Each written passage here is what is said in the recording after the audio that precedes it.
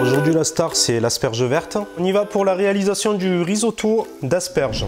Donc beurre au fond d'une casserole. Le beurre c'est vraiment en fonction du riz que vous allez utiliser. Donc il faut vraiment que ça couvre le fond de votre casserole. Donc on va le lancer en cuisson. Et en fait l'idée c'est de nacrer le riz. Donc nacrer le riz c'est le rendre un peu translucide. Donc pour le faire nacrer on va l'enrober de beurre. Donc cette matière grasse va venir enrober votre riz et le rendre translucide. Et on attend quelques secondes. Pas longtemps parce que sinon votre riz risque de surcuire et après vous allez faire du riz soufflé. Nous allons mettre nos 80 ml de vin blanc. Et là on va réduire à sec. On y ajoute un trait de vinaigre. Un vinaigre à l'ancienne de thé noir de Chine. Et là vraiment, alors petite mesure, ça veut dire on met un petit peu un trait. On va apporter un peu d'acidité parce que l'acidité c'est super important dans un plat.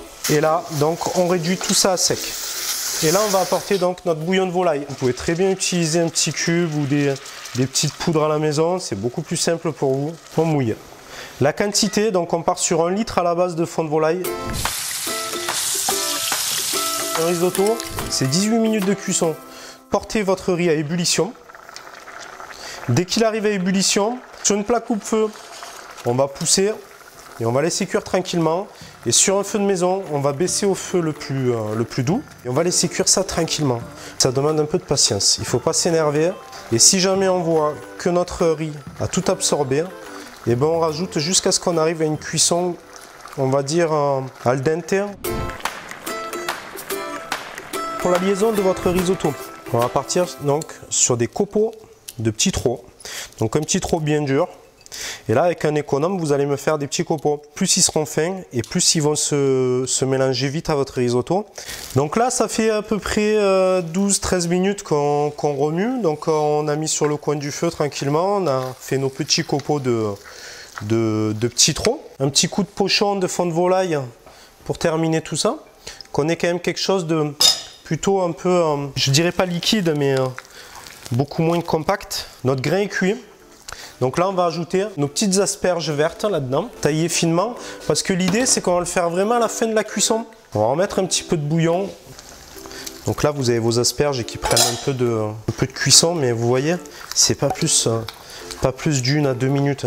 Je veux que ça garde encore le côté vert pastel. Donc là, on arrive à la fin.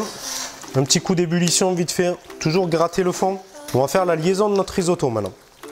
Donc la liaison c'est toujours en dehors du feu, jamais sur le feu. Donc on retire notre casserole, on va apporter un tour de moulin à poivre, on salera à la fin parce qu'on va ajouter du fond de volaille qui est déjà salé. On va y ajouter du fromage qui est en plus qui est sec, donc très certainement on va apporter une touche salée.